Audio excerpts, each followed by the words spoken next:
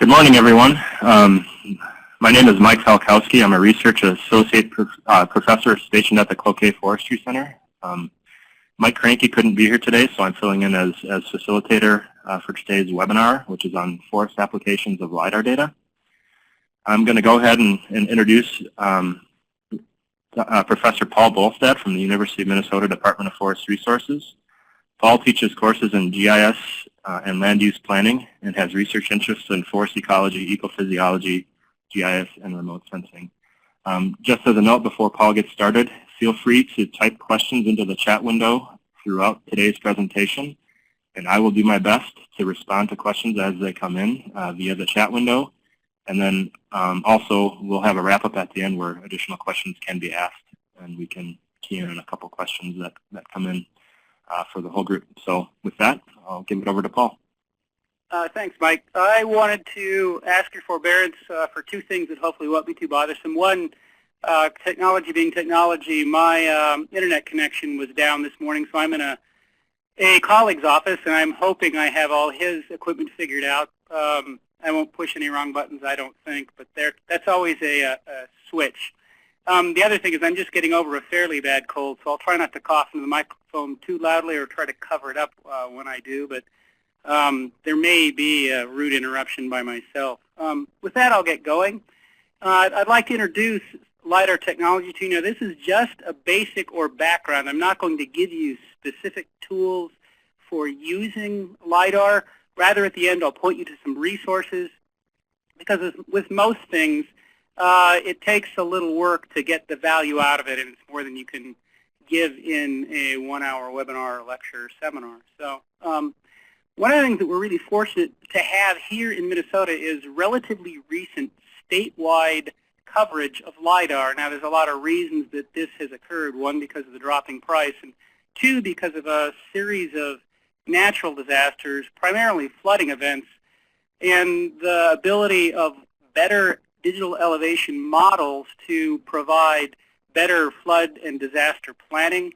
So the amount of damage in just one flood event in southeastern Minnesota was greater than the total cost of statewide LiDAR acquisition. And the idea is that avoided damage in the future will more than pay for the collection of the LiDAR data. So not maybe 3-4 states have statewide acquisition at this level, so it's quite a useful resources.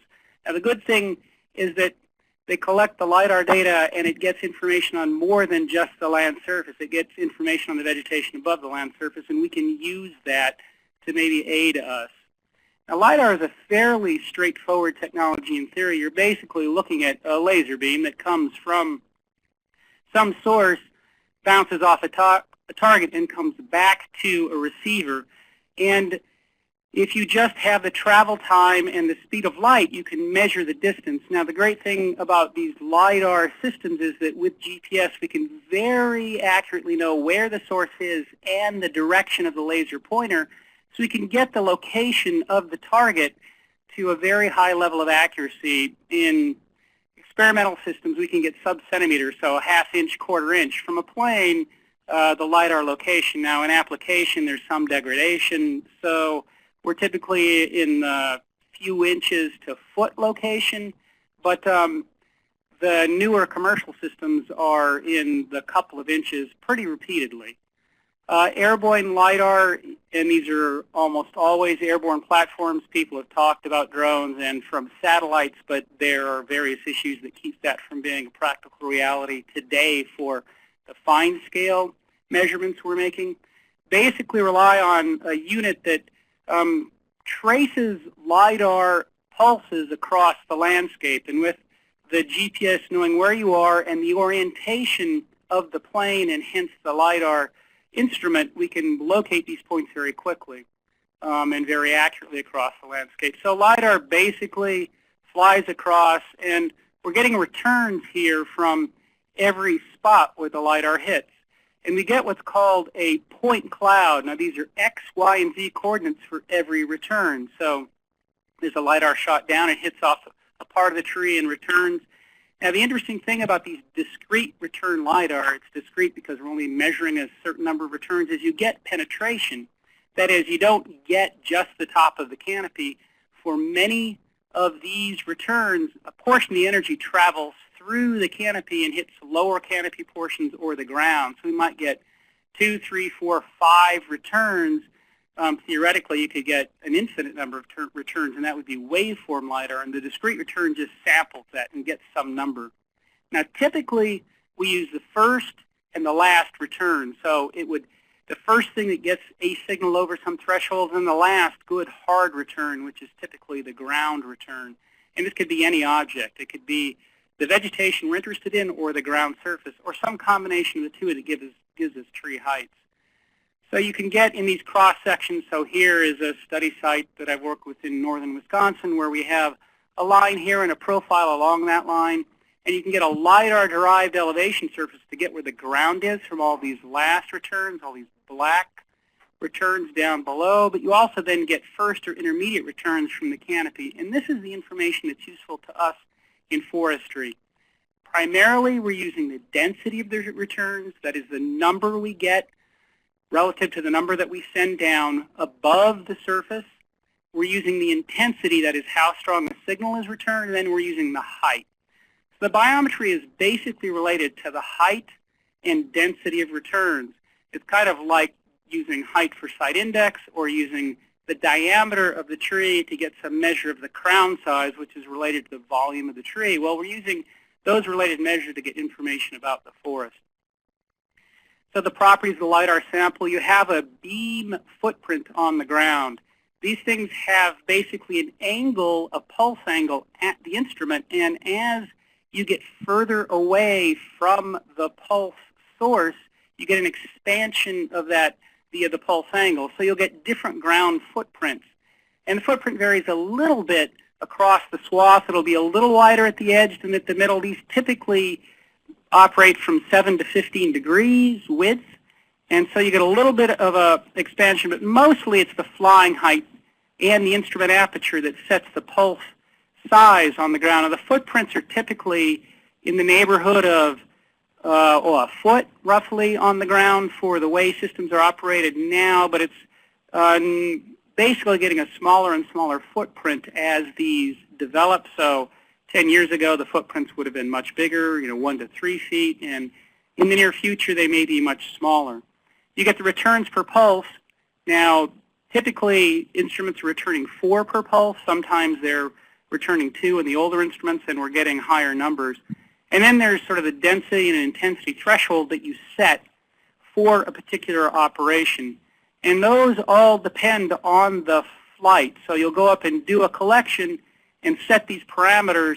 And when you process the LiDAR data, it depends on all these things. So if you have another collection the next year and change any of these variables, you'll have to redo the process, and you can't use the exact same set of parameters in the processing. So it's kind of a once-off.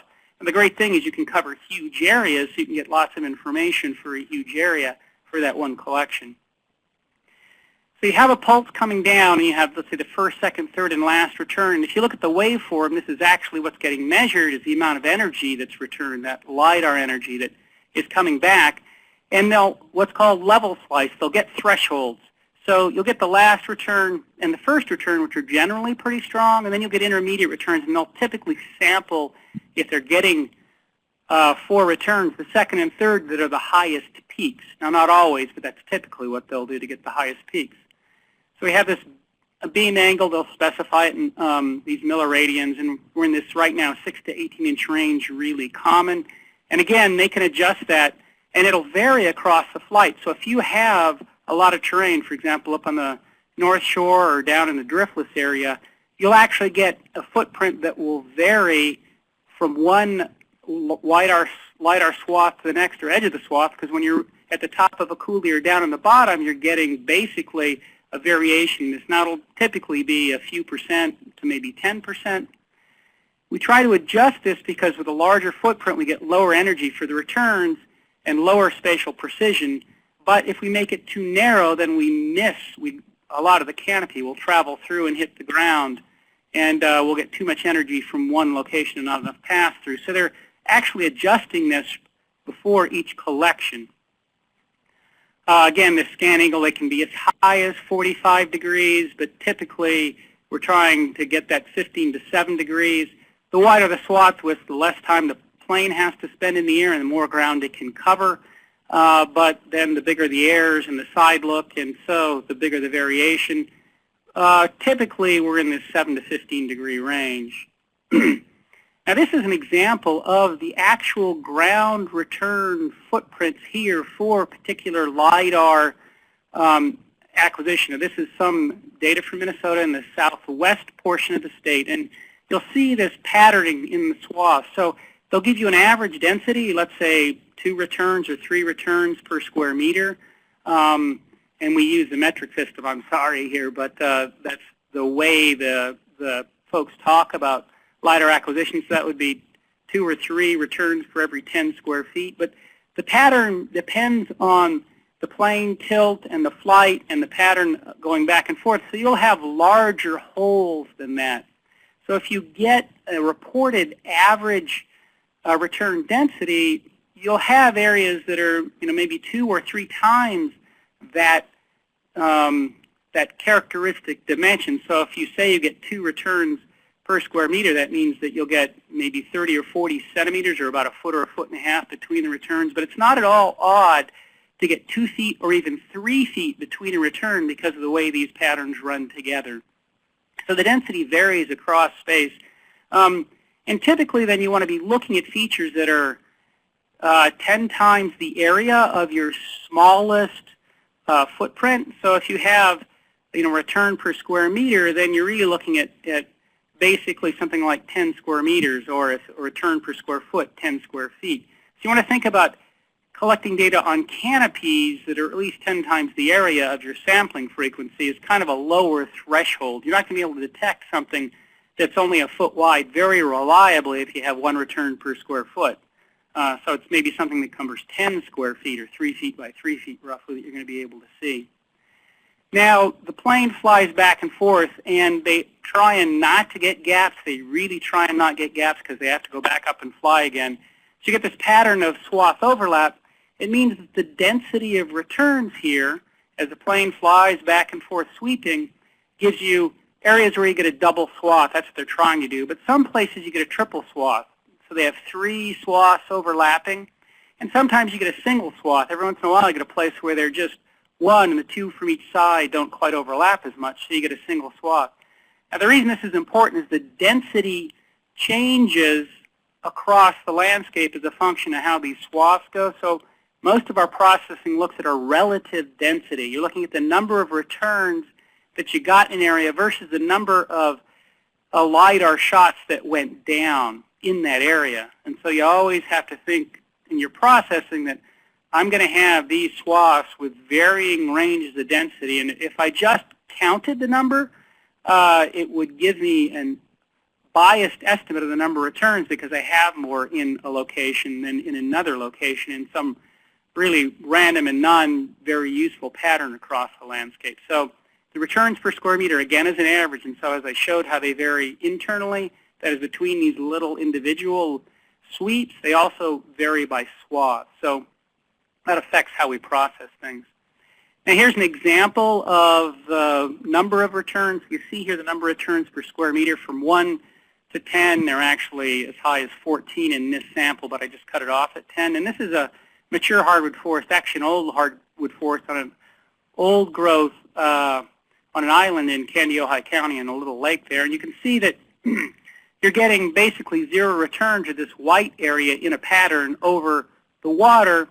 There are very few, although there are some 0 returns, and I'll zoom in here in a sec, over the forest, and you get patches very, very high. Over water, over some features, you'll get, because of the processing, no returns at all. But over land, you're almost always getting returns, except for in maybe small sub-footprint areas where there just weren't any returns because of the way the swaths work. So you get some 0 return areas. And you can see here, actually the points themselves, and you can see the patterns of the swaths here. And then you can see where you get lots of returns because a number went down in there, and then you also got a lot of the features, so a lot of vertical structure here, so you get 10 returns in this particular cell, and you get 0 returns because it just got missed by the pattern. Or there was a very light return that was below a threshold that was set. And again, the patterning out in the lake where these are just the spots in between, showing here these pixels that are at about the level of the average return density. So this again shows that if you use the average return density, there's lots of places where you get no returns at all. So you're working above the average return density. Again, we usually work with the first and the last return because we're interested in the ground level and then the height. We also will sometimes look at the second and third returns in calculating density, but it's often quite common to throw away the second and third returns for a couple of reasons. The main reason is that most of the information comes from the canopy, and this bothers folks that are interested in the ground surface. It's why we have such a high density, so 3, 4, 5 returns per square meter. It's because they want to make sure they get enough returns for the ground to adequately map the terrain shapes so they can look at things like floodplains or flow paths. That's quite good for us because we're getting a lot of top of the canopy information. We have 16,000 pulses, and basically 12,000 of them are first returns from the top of the canopy. Only 83 or less than 1% make it all the way to the ground. Now, that's not entirely true if you have a thin forest canopy or if you have, in this case, this is a conifer landscape. If you have a deciduous forest canopy and the leaves are off, you'll get a much higher percentage that goes down. But that's the reason that we always are often are working with leaf-off data, because folks are interested in the ground and they want to maximize the amount of pass through the canopy, and so they collect it during leaf-off. Now, you might think that makes it useless for us in forestry except for we have conifers, but that's not the case. We still get more than half the returns from the canopy, even in deciduous forest, when the leaves are off.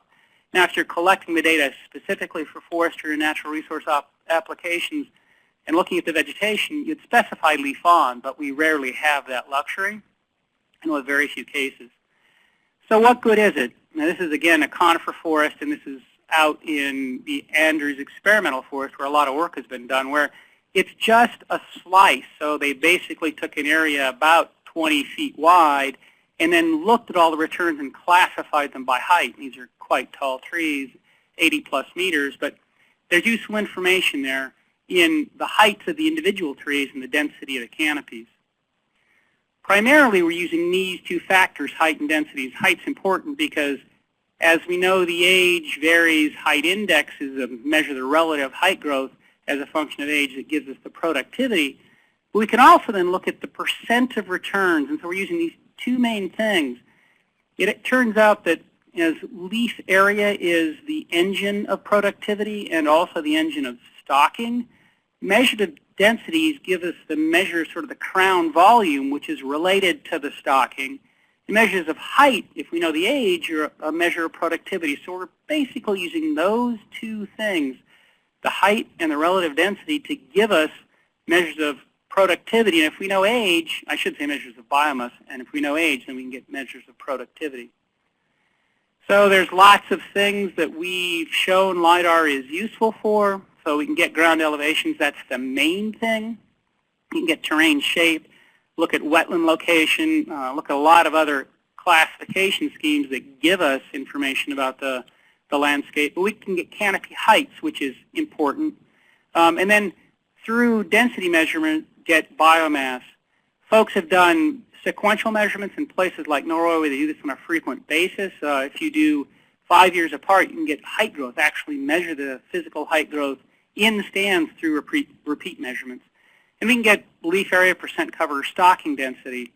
As LIDAR gets more common and less expensive, there may be systems where we change how frequently we sample across the landscape. That is, how often you put people out to make physical measurements, as it might become less expensive to make these airborne measurements. And the main advantage is large area sampling.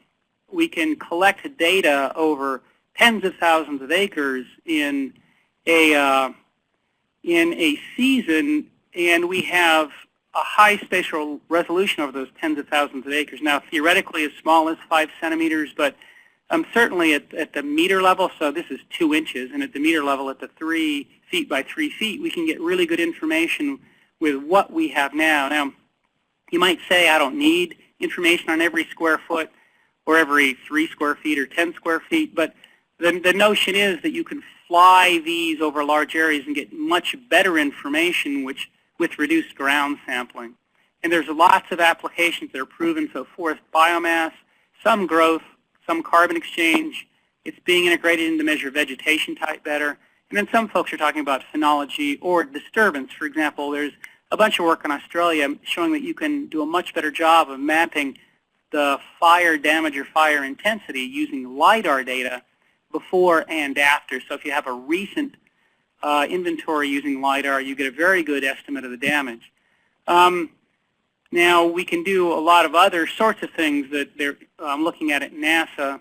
So one of the things we've done here is combining measures of canopy height and canopy density with field plots to get biomass across the landscape. And these are actually field plots here, again in northern Wisconsin, where we have different types of vegetation, alder, aspen, fir, northern hardwoods. And you might say there's a lot of scatter around this line. The thing is, these are estimates for plots that are only about 20 feet in diameter. So for every 20-foot in diameter circle, we can get a fairly good estimate. And if you get this up to the stand level, so an area that's 30, 40 acres in size, you're getting estimates that are within a few percent for that stand of the true biomass in the stand from the Lidar. So you can get quite accurate estimates on a stand level at a point in time. Of course, there's disturbance and trees grow, so as the landscape changes, you would need another Lidar collection.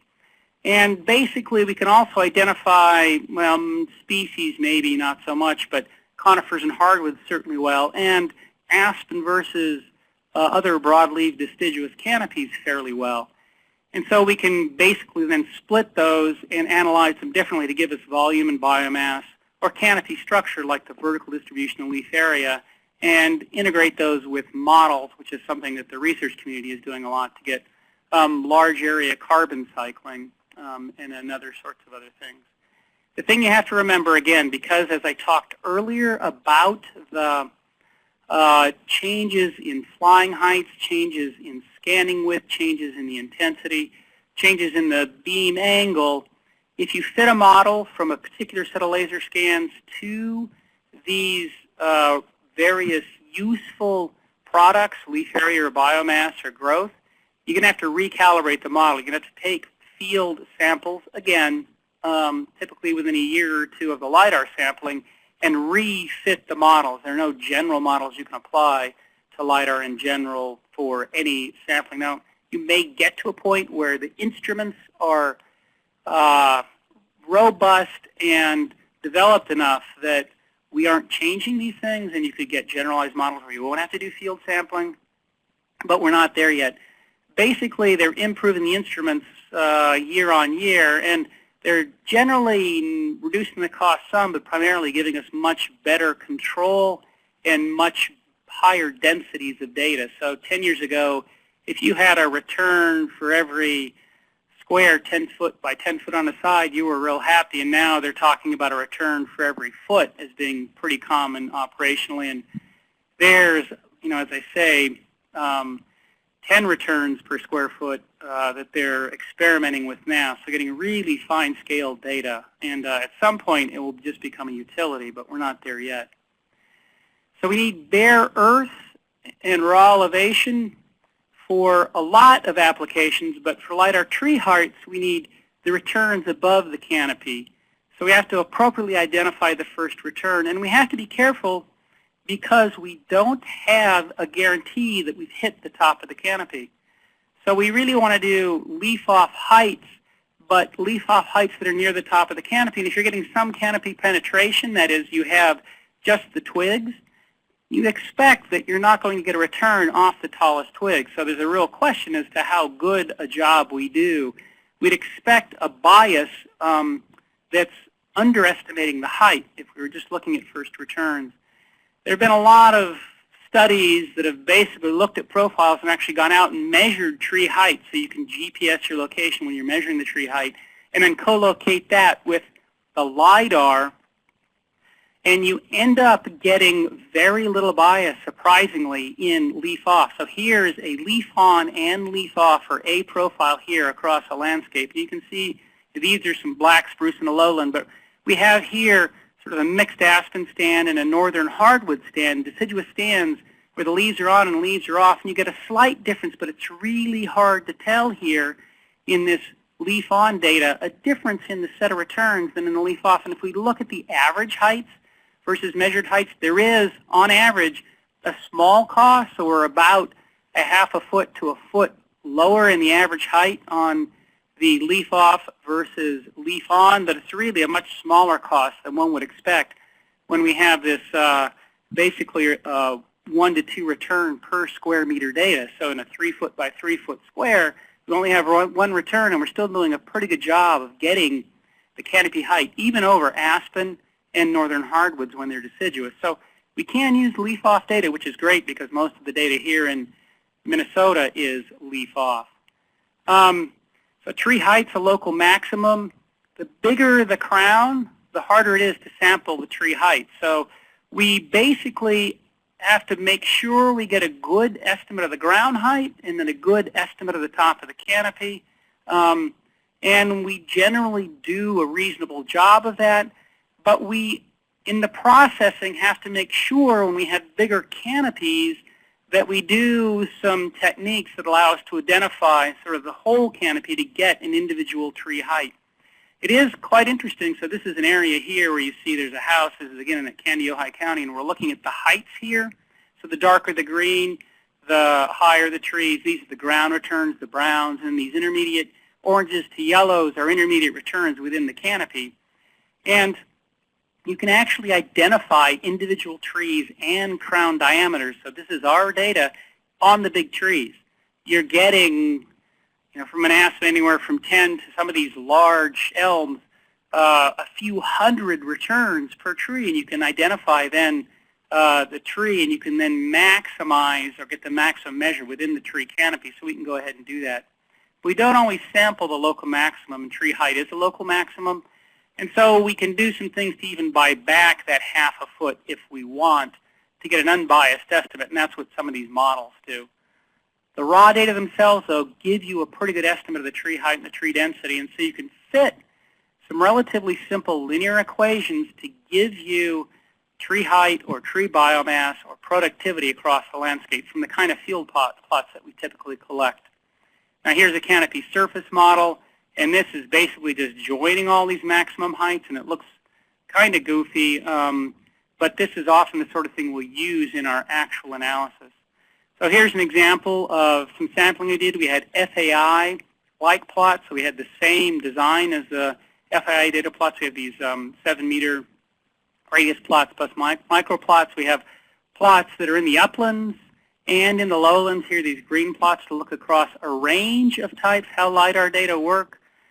Field measurements, so we measured heights and diameters on all the trees, crown diameters. We scored them for productivity, so this greater than 150 plots. We measured a bunch of other things to see if it was related to Lidar, like the leaf area index or the coarse woody debris and site and slope information.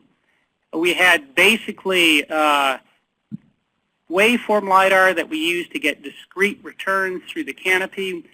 You pull out a bunch of metrics, so there's height metrics like the minimum and the maximum height and other relationships, and then take the densities at various heights and then coefficients of variations. There's a whole suite of fairly common metrics we use to calculate Lidar statistics, and then we predict biomass in these models as a function of these statistics. And these are the kind of models that we have to fit with each Lidar flight. So for example, there was a set of Lidar flights for the Arrowhead region. I would want to fit the models for those flights taken in that particular year over the 4 or 5 years. And if I have some that are maybe in the central region of the state or down in the southeast, I wouldn't expect to have exactly the same models because they're different Lidar flights.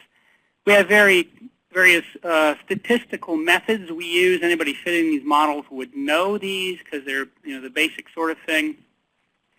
And we basically get reasonably good estimates on a plot basis. Again, these are on these individual FIA plots for things like height and biomass. So the terms that enter into these models are typically a density term and a height term. You don't really have to know all the details. There's a paper that I'll refer to at the end to give you information. But we generally get reasonable R-squares in the 0.5 to 0.9 range for these estimates. And again, these are on a small plot basis. When you blow these up, I guess another thing is that soils data was useful for helping us identify wetlands versus uplands and fitting different models for wetlands versus uplands for productivity estimates. We actually got quite good productivity estimates, better than you get by a large margin with field sampling using sort of a model-based approach. So you get this sort of annual biomass increment. Again, this is the individual plot data, and there's fairly strong relationships between the measured and the modeled. And if you look at sort of that total sample area and then stand area, so by the time you get to a hectare, which is about 2.5 acres, you have a standard deviation that's a few percent of the amount that you measure in the plot. And the same thing for the biomass increment. You have a standard deviation that's a few percent. So really the LIDAR data are useful for larger areas, areas of a county. You wouldn't do this, I don't think, for if you're going to just do a particular forest plan for a few hundred acres. You might, if someone had done the plot work for you and had access to their data, you'd be wise to use their information, but to actually gather and process it for a few hundred acres doesn't make sense. But once you're over a few thousand acres, to not avail yourself of the LIDAR data if you have 20 or 30 sample plots in the field would basically be leaving useful data on the table and having a lower precision than you really want. So, what are we going to do for progress in the future? We can improve estimates of biomass through improved LIDAR. We pretty much know that for the range of species we have, it adds value for almost all the species for a large enough area for just basic biomass and biomass increment. We're working on trying to figure out, well, how do we optimize sampling to reduce costs, and then what other things can you tease out? All these are through basically correlative relationships. We don't actually measure the forest tree growth. We're measuring the density of leaves, which is the engine that drives photosynthesis, which is the engine that drives growth. And the more leaves in general, the more productivity you get. But that varies as a function of the species you have. So, for example, the specific photosynthetic rates of aspen that carry less leaf area for the same amount of productivity is different. And it differs both from aspen to something like, sugar maple, but it also varies within aspen. Some aspen stands are carrying a whole lot more leaves than others and yet don't have higher productivity. So we're trying to tease apart what are the improvements we can get out.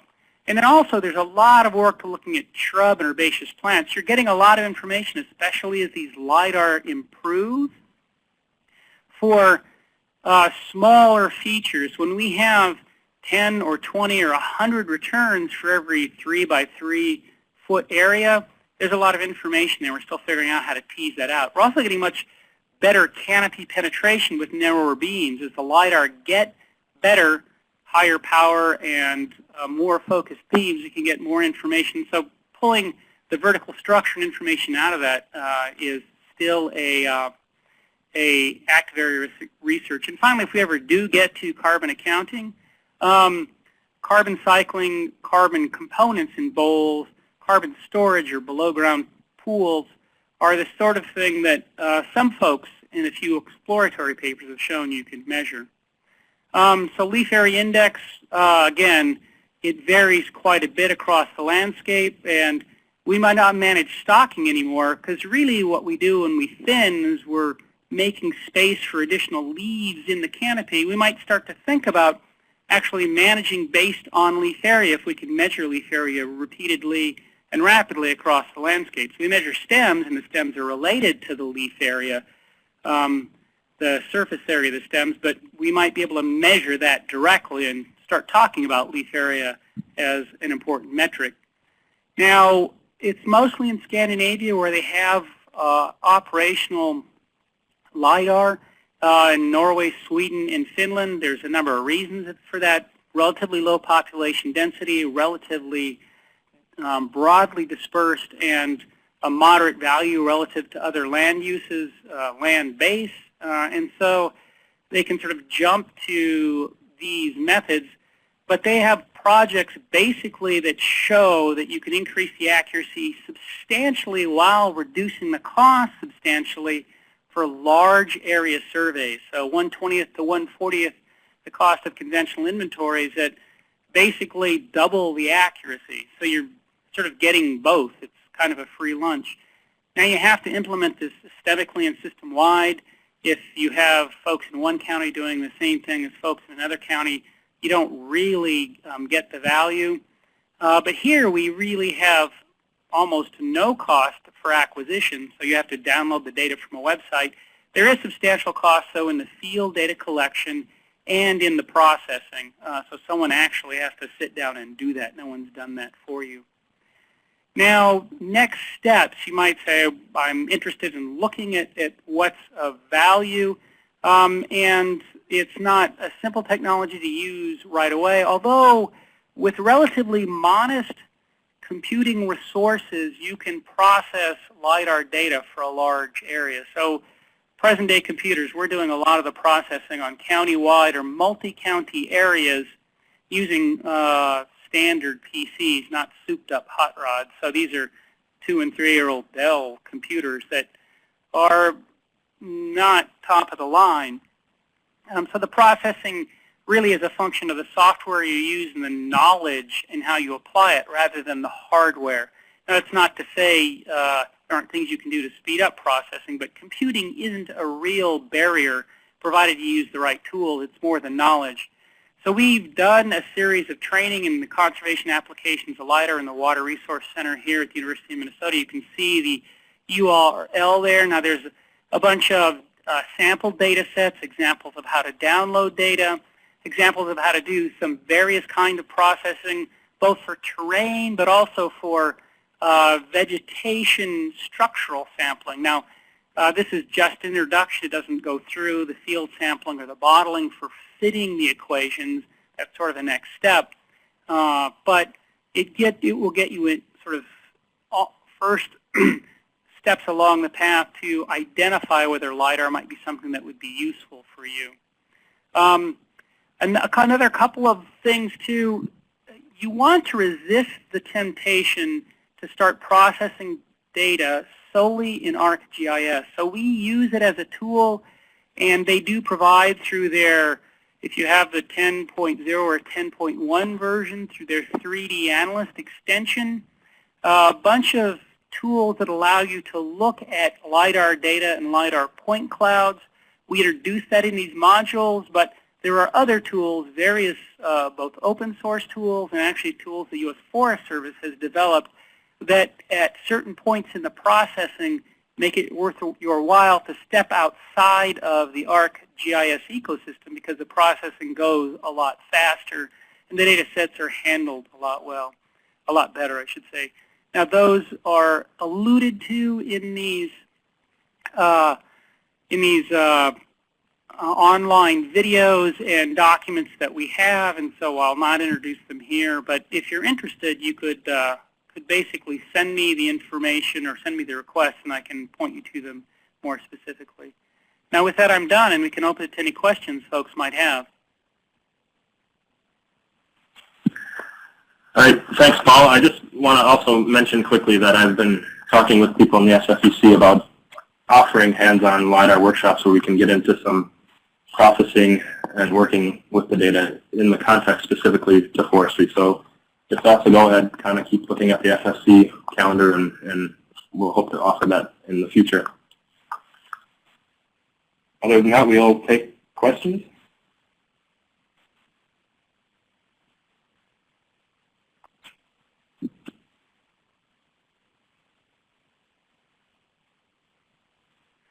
So if somebody, you enter the questions by typing in the chat.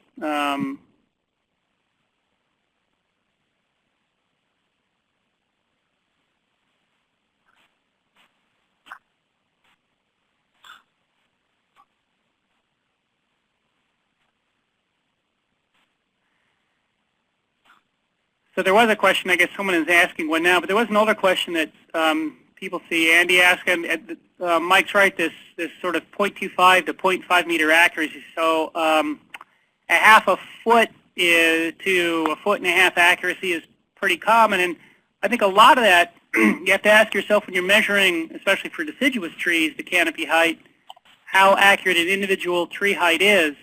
And in the two papers that I've looked at, when you measure height using basically a clinometer, you're in that range. So the LiDAR are likely as good as sort of a clinometer measurements for taller tree heights. Now, some folks might take umbrage and say, no, I measured them better than that. But we really think it's on the order of the same accuracies that you operationally get using typical field instruments.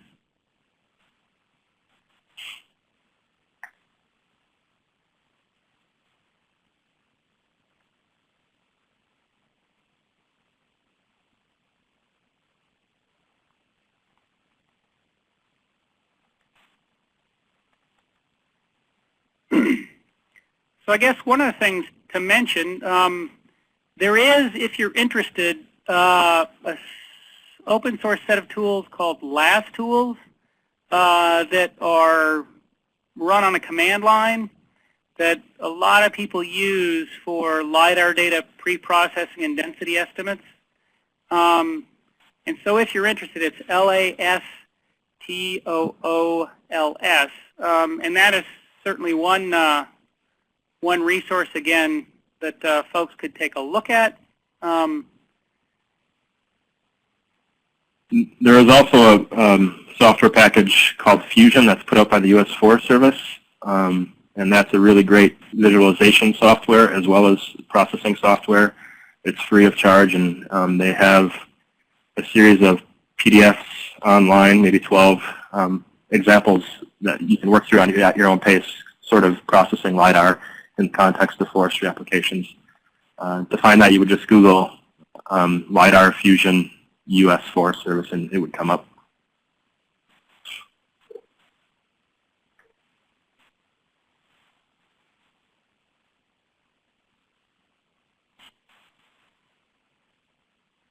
Paul, there's a question from Andy about where he can find the LiDAR data that's available now and where he can download it.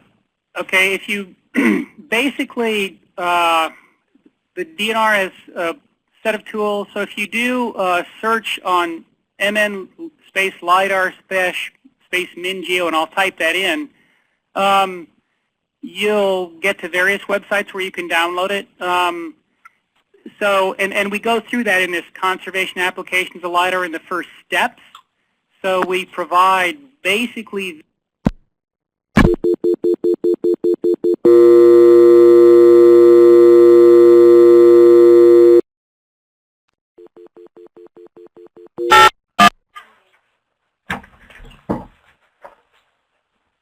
The number you have dialed is not in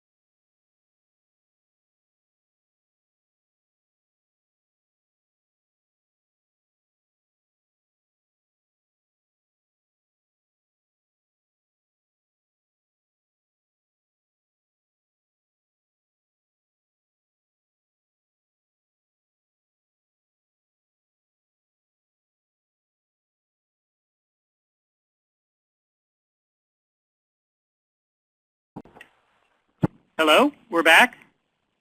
Can everybody hear us now?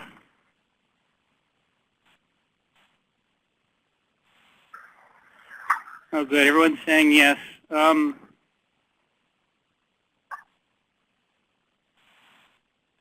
as I was saying, basically the MinGeo website has links, or if you just do a search on MN Lidar and we walk through those, the downloading and access the data here.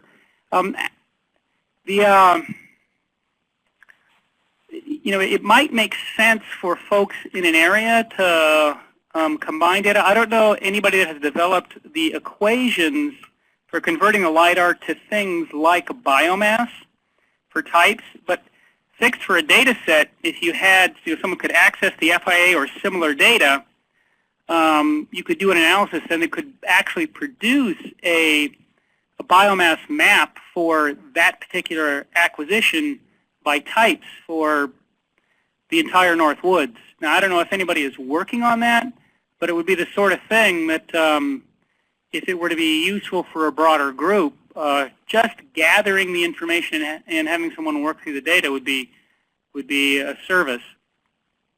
But even the height information itself is useful.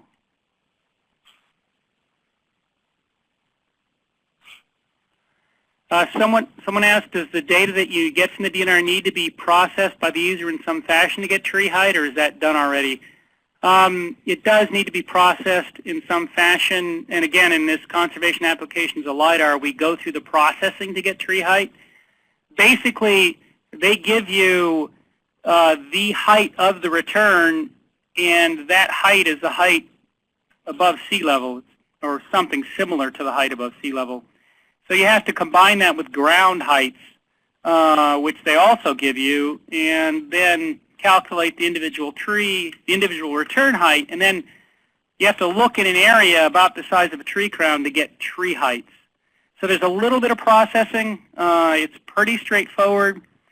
If you have ARC, you can do it within ArcGIS. If you don't have ARC, you can do it within Fusion and the LAST tools.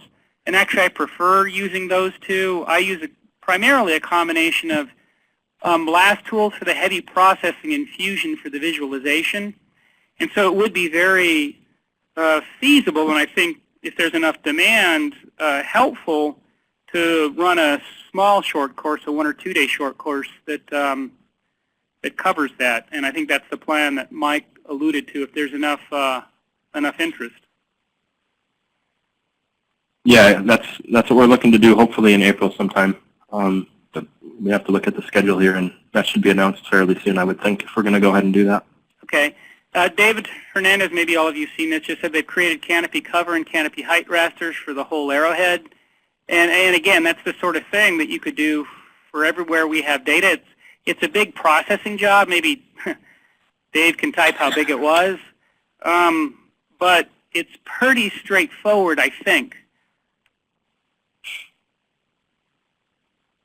A lot of data, huge, huge volumes of data.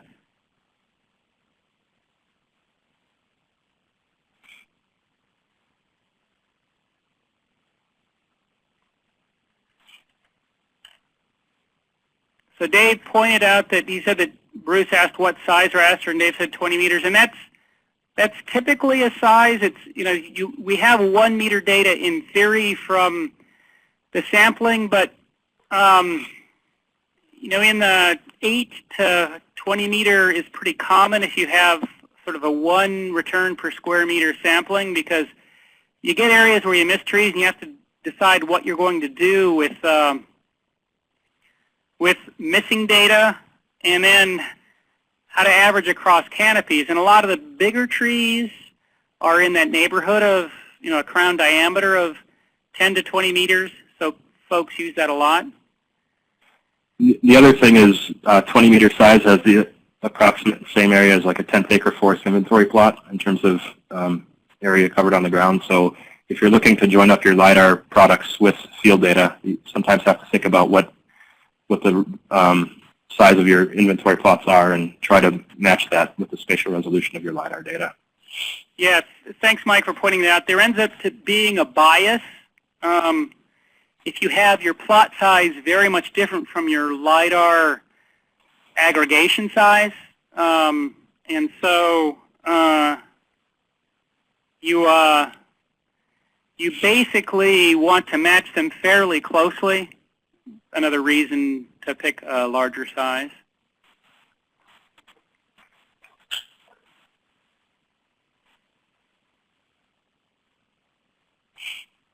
So I just put up the URL for the Forest Service Fusion launch page.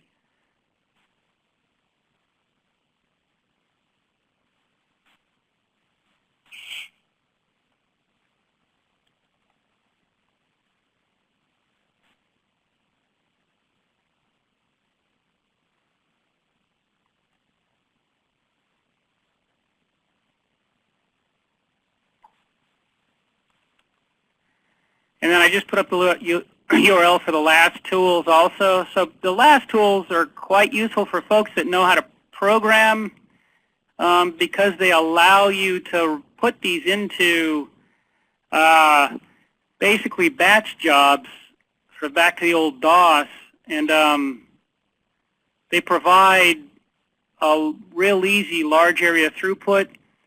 If you work with too large data sets, they say they jitter the data because this is kind of a quasi-open source tool, but we found that it doesn't damage the data at all for our purposes for calculating heights or diameters, heights or densities or biomass. So, so these last tools are really worth looking at for providing throughput for large areas.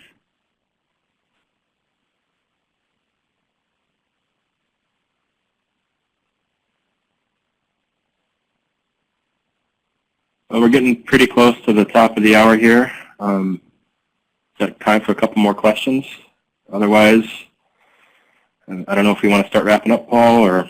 No, and that's good. So if you have any questions, feel free to contact either myself directly via email or I guess Michael also, because he's quite knowledgeable in this. I'm hoping that Dave won't mind if I follow up with him to learn more about what he's doing and what they've done, both for research and teaching purposes here. So, it sounds like he's a good resource, and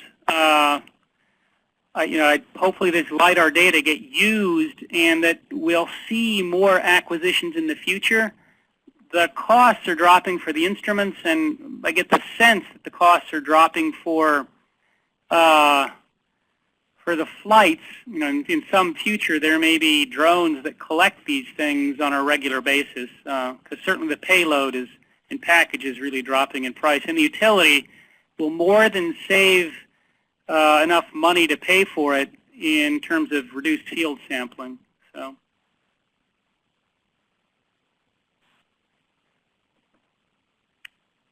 great. If no one has any further questions, looks like Andy has any further questions, I guess we can go ahead and stop this here. All right, that's good for me. Thank you, Thanks. Paul.